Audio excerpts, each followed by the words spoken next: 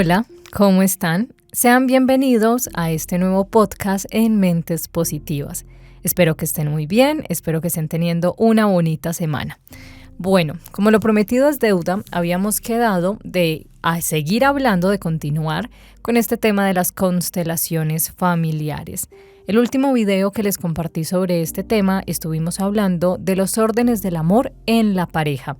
Hoy vamos a continuar con este tema desde un punto de vista que es muy importante. Vamos a hablar de la historia de las parejas de nuestro clan familiar, conocer las dinámicas que se han manejado a lo largo de la historia de nuestra familia. En cuanto a este tema de las relaciones, es muy importante si lo que queremos es sanar nuestro clan. Reconocer nuestro origen, honrar nuestro origen, también nos va a llevar a entender y hacer conciencia desde dónde nos relacionamos, qué fue lo que aprendimos en nuestro hogar, en nuestra casa, con nuestros progenitores o cuidadores, sobre el amor, sobre cómo debíamos de relacionarnos con las otras personas, sobre qué era lo que buscábamos en un esposo, en una esposa, en un novio o en una novia, lo que esperábamos recibir, lo que merecíamos recibir y lo que teníamos para dar y para aportar. Entonces, siendo así, cada uno de nosotros puede haberse gestado en una relación basada en el amor o en la conveniencia. Puede ser resultado de una violación o del incesto, de un procedimiento de inseminación artificial o vientre alquilado, producto de una infidelidad o de una relación prohibida. Por ejemplo, relaciones prohibidas con un sacerdote, un maestro o un terapeuta. Podemos tener hermanos que son hijos del mismo padre, pero de diferente madre o viceversa. En algunas culturas, un hijo puede ser el resultado de la compra o venta de la madre, sexo servidoras o violación. Puede haber nacido antes o durante el matrimonio, o bien ser el primero o uno posterior en una relación de unión libre u homosexual. Las historias de las parejas de nuestro clan familiar son fascinantes y son mucho mejores que las telenovelas. Podrían darte una clave para tu propio matrimonio. Algunas de las dinámicas vistas desde un enfoque sistémico podrían llegar a repetirse en las parejas si no llegan a tener conciencia de sí mismas. Por eso es interesante que las conozcas y que te hagas ciertas preguntas. ¿Sigues siendo el hijo de mamá o la hija de papá? ¿Realmente sales del famoso triángulo que se había formado entre papá, mamá y tú? ¿Permaneces en el círculo de atracción o de hechizo con uno de ellos sin poder salir, sin convertirte en una persona autónoma? ¿Sigues queriendo unirlos o ser visto por ellos o hacer cosas por ellos como si fueras el grande y ellos los pequeños? ¿Les has dado un buen lugar en tu corazón, de modo que puedas abrir un compartimiento más en él para un otro que sea significativo? ¿O tal vez ellos ocupan también ese lugar y no dejan espacio para una pareja?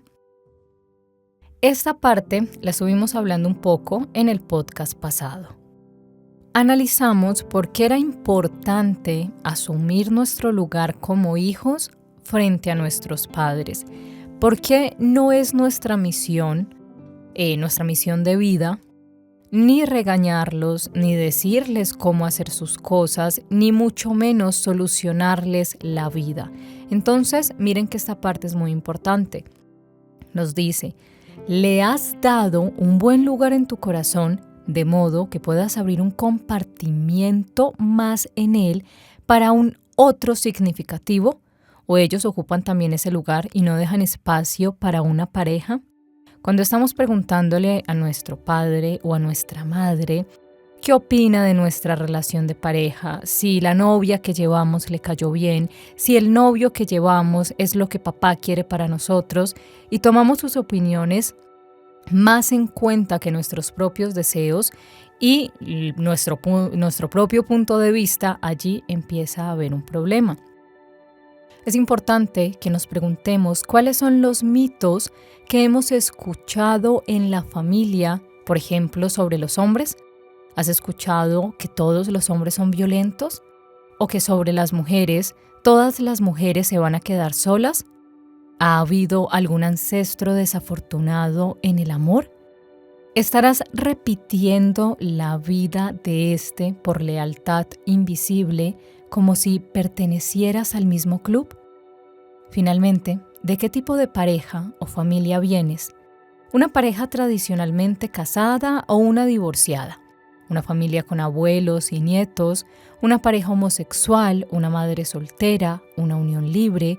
¿Una familia reconstituida? ¿Qué son estas familias de mis hijos, tus hijos y nuestros hijos? O algunos casos fuera de lo común, como haber nacido de una madre con su propio padre o de una madre y su hermano.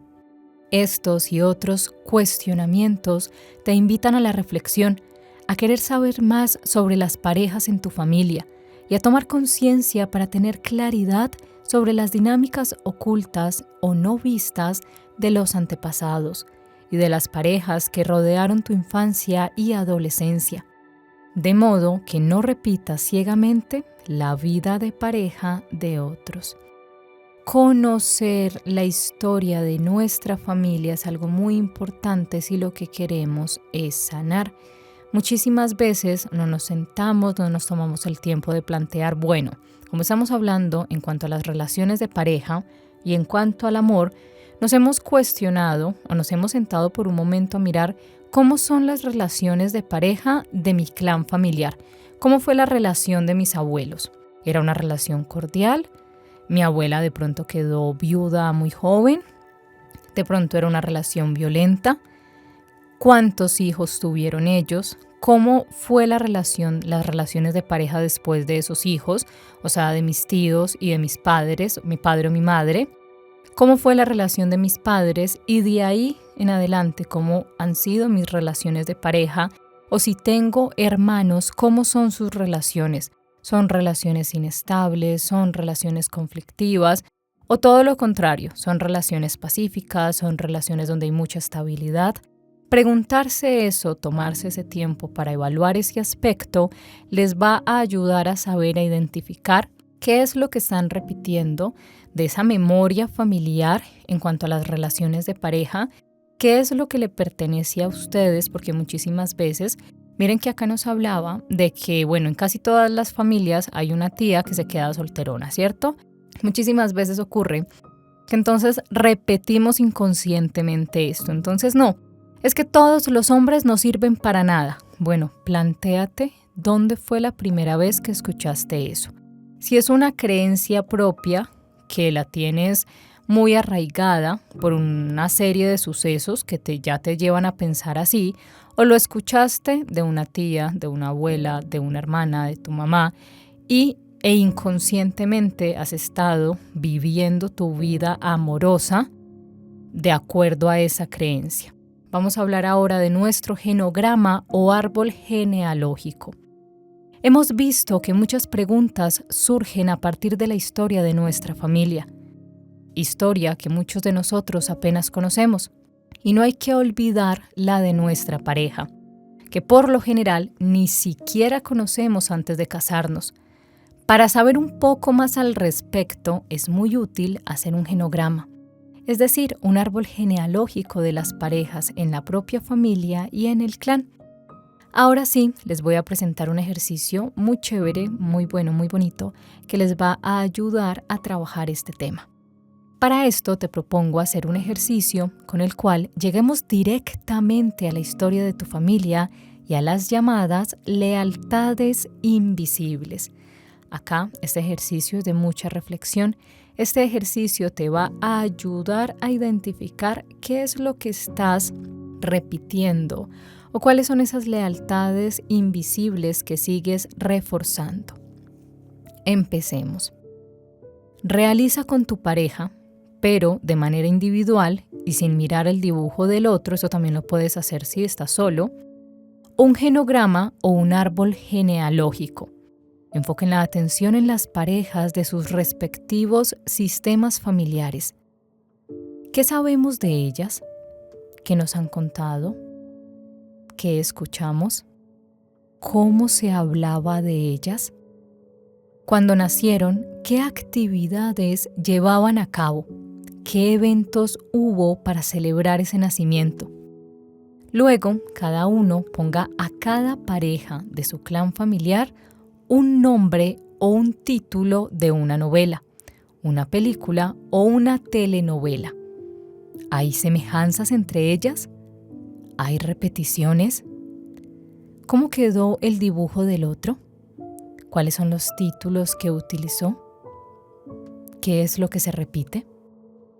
Los resultados te sorprenderán, porque en las parejas actuales suelen repetirse las dinámicas de los ancestros y otros parientes. Si bien hay pequeñas diferencias en su manifestación, básicamente se reviven sus vidas. Se ha observado, por ejemplo, que algunas mujeres no se casan porque una de las mujeres de su clan vivió una relación desafortunada, o perdió a su compañero muy pronto, o porque la bisabuela murió en el parto y por ello tiene miedo de embarazarse. También hay hombres que, sin poder tomar conciencia sobre este hecho, tienen varias mujeres porque los de su clan también vivían así, y para ser hombre hay que hacer lo mismo. Ahora hablemos de lo que son las lealtades invisibles y para qué aparecen en nuestra vida. Ahora yo les dejo esa pregunta, que es muy importante que se la hagan a ustedes mismos. ¿Cuáles son esas lealtades que siguen guardando a su clan familiar? ¿Cuáles son las lealtades que ustedes pueden identificar en su familia que se siguen guardando, que siguen pasando de generación en generación? Ya vimos brevemente qué son las lealtades invisibles. Ahora ahondaremos un poco más en el tema. Bonsormenji Nagy y Spark afirman que para ser miembro de un grupo tenemos que ser leales al espíritu del propio clan y cumplir con sus expectativas, las cuales se basan en la confianza, el mérito, el compromiso y la acción. La lealtad familiar se da dentro del marco del parentesco biológico y hereditario. A mayor confianza o confiabilidad del grupo familiar con respecto a nosotros, mayor es la deuda que tendremos con ellos. Para pertenecer, debemos comportarnos de determinada manera y cumplir con los mandatos del clan en un nivel consciente e inconsciente. Esto se maneja a través de la culpa, la coerción externa y nuestro reconocimiento consciente de querer pertenecer a ese clan y no a otro. Toda familia tiene sus propias reglas y principios en forma de valores compartidos y por lo regular no escritos. Al ser miembros de ella, nos sentimos comprometidos con los elementos rectores de nuestro grupo familiar y como somos leales, luchamos por adaptar y a veces sacrificar nuestros propios intereses a los de este sistema. Frecuentemente, los hijos se sienten en deuda con sus padres y los compensan, aun cuando no lo merezcan, y siempre los hayan privado de todo tipo de goce o felicidad. Has captado ya la importancia de la familia, así que cuando te unes a otra persona, eres parte de más familias, la de origen de cada uno y la que están construyendo juntos. Cada vez es más complejo y cada vez más personas, cuando lo único que querías era estar solo con la pareja.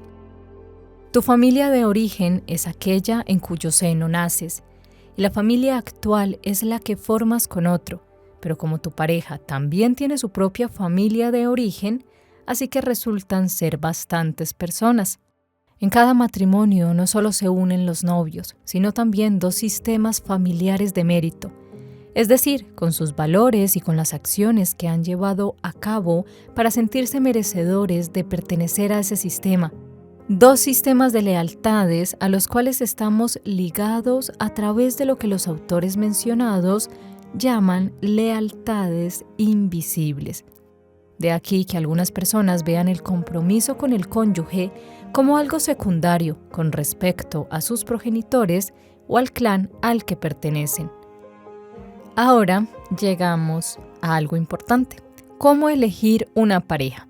Cuéntenme ustedes en los comentarios qué es lo primero que ven cuando están eligiendo a una persona, qué es lo que les llama la atención. La elección de pareja es un tema candente. ¿Para qué seguimos queriendo unirnos a alguien? ¿Para qué tener una relación de pareja? ¿Cómo elegimos a nuestra pareja? Se ha observado que en el mundo animal, la hembra da la señal al macho para el apareamiento. Entre los humanos ocurre algo muy parecido. Ella lanza una señal, quizá una mirada, un movimiento del cabello, una sonrisa, pequeños gestos, generalmente aún sin moverse de su lugar, y luego espera que él dé el siguiente paso. En realidad, los hombres son muy valientes al hacerlo, porque así como ella puede expresarle entonces más explícitamente que sigue interesada, también puede darse la vuelta y dejarlo plantado a medio camino. Una vez que el hombre ha dado el primer paso, ella podrá dar el siguiente, y así sucesivamente. Dar muchos pasos a la vez puede asustar al otro. Podría expresar ansiedad y provocar que se pierda algo de la propia dignidad. Como dicen, si el otro es la persona con quien te vas a casar, no hay prisa, y si no lo es, tampoco la hay. Ahora vamos a hacer una pausa para realizar una visualización. Deja libre la imaginación y da rienda suelta a tus anhelos y añoranzas. Si no tienes pareja, esta visualización va a ser de mucha ayuda para ti. Imagínate a la pareja que quieres encontrar. Visualízala cuidadosamente. Toma una hoja de papel y apunta con todo detalle la imagen de esa pareja que crees que podría colmar todos tus deseos. Esta es su imagen idealizada. Ahora reflexiona por qué eliges esa imagen ideal. ¿Qué tiene que ver con tu madre o con tu padre? ¿Qué semejanzas y diferencias tiene con uno y con otra? Compara la imagen con tu pareja actual o la última pareja que hayas tenido. ¿La habrás elegido por la semejanza o diferencia que tiene con tu padre o madre? Si te das cuenta que eliges a tu pareja por las semejanzas o diferencias que presenta con tu padre o madre, no te preocupes, todos lo hacemos, especialmente si hablamos de un primer matrimonio. En menor o mayor grado, según la imagen de ellos, por identificación o contraidentificación, los dos lados de la misma moneda. Puede decirse que el conjunto de esas características y cualidades de nuestros padres es lo que conocemos y parte de esto nos sirve. Justo por lo familiar nos atrae, nos repele, pero sabemos manejarlo más o menos bien. A través de uno u otro rasgo de la persona elegida, nos mantenemos conectados con nuestros padres, y eso a veces nos separa de ella. ¿Acaso solo internamente, aunque nos quedemos en el matrimonio? En una situación como esta, nunca estaremos totalmente disponibles como hombre o mujer para el otro, y esto puede llegar a aislarnos hasta culminar incluso en el divorcio. Hay otro ejercicio muy interesante para saber desde qué lugar interno eliges pareja. Y lo aprendí con mi gran maestra Estela Troya durante un curso sobre parejas. Existen prácticamente 3 lugares internos o experiencias pasadas desde los cuales eliges pareja. Primero, un vínculo fuerte con uno o ambos de los procreadores, es decir, los afectos reales que te hacen sentir muy cerca al progenitor y establecer una relación especial con este. Segundo, un vínculo fuerte con los hermanos, quizá porque fueron muchos y tu proceso de socialización y vinculación se basa en esa relación de pares, o porque los padres estaban ausentes u ocupados en otras cosas, y entonces el vínculo real se dio con los hermanos. Tercero, un vínculo fuerte con la naturaleza, lo sublime. No se relaciona con una persona, más bien sustituye los vínculos y afectos reales, bien sea porque los padres no estaban o porque afuera en el mundo hubo tanto caos que el niño o el joven tuvo que refugiarse en uno de afectos imaginarios. En el primer caso, se tiende a establecer un vínculo fuerte con el otro, exclusivo, algo posesivo. El otro se convierte en todo para uno. En el segundo caso, la vida con los amigos, con terceros, estará en primer lugar. Son las parejas que siempre se reúnen con otras parejas para hacer todo juntos, cruceros, campamentos, cenas, etc. En este caso, uno de los dos podría añorar más cercanía y al hacer muchas cosas junto con otros, podría suplir la soledad que quizás siente en pareja. En el tercer caso, hay cierta dificultad para vincularse estrechamente con el otro o para estar en relaciones con pares, porque el afecto tomado de otros vínculos que sustituirán a los reales no lo permite. Frecuentemente se subliman en proyectos, tareas o misiones. Pregúntate desde cuál de estos lugares eliges a tu pareja.